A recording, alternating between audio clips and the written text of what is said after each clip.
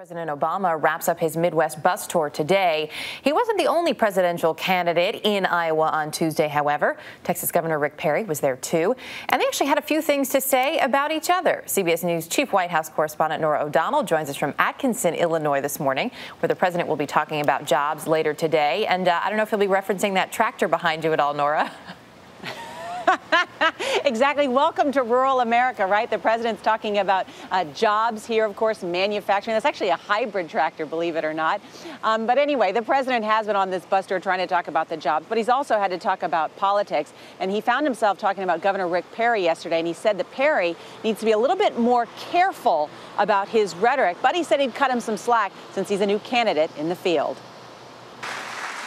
President Obama would have preferred to talk about rural jobs while in Iowa. Instead, he had to address the off-the-cuff remarks made by the newest entry into the Republican presidential field, Texas Governor Rick Perry. I think that everybody who runs for president, it probably takes them a little bit of time before they start realizing that this isn't like running for governor or running for senator or running for Congress. And you've got to be a little more careful about what you say. But I'll cut him some slack. He's only been at it for a few days now. Governor Perry suggested on Monday that Federal Reserve Chairman Ben Bernanke was involved in treasonous behavior. If this guy prints more money between now and the election, I don't know what y'all would do to him in Iowa, but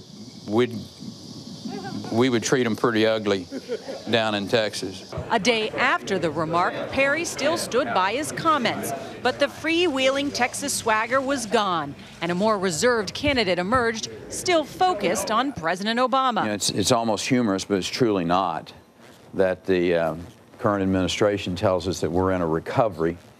Well, it sure doesn't feel like a recovery.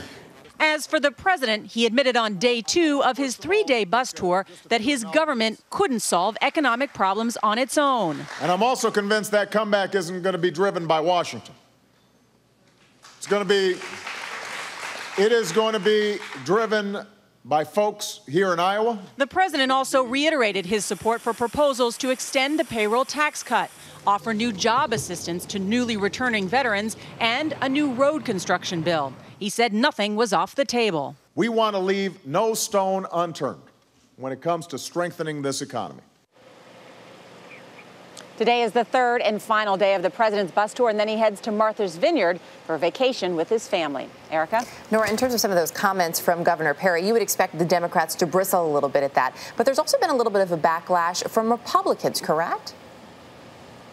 There have been a number of Republicans who said that Rick Perry should not have used that word. Of course, treasonous means a traitor to his country. Even Karl Rove, the top Republican strategist, said that Rick Perry is going to have to fight the impression that he's a cowboy from Texas and that, quote, this simply just added to it. Erica? Wow. Norah O'Donnell for us in Atkinson, Illinois this morning. Norah, thanks.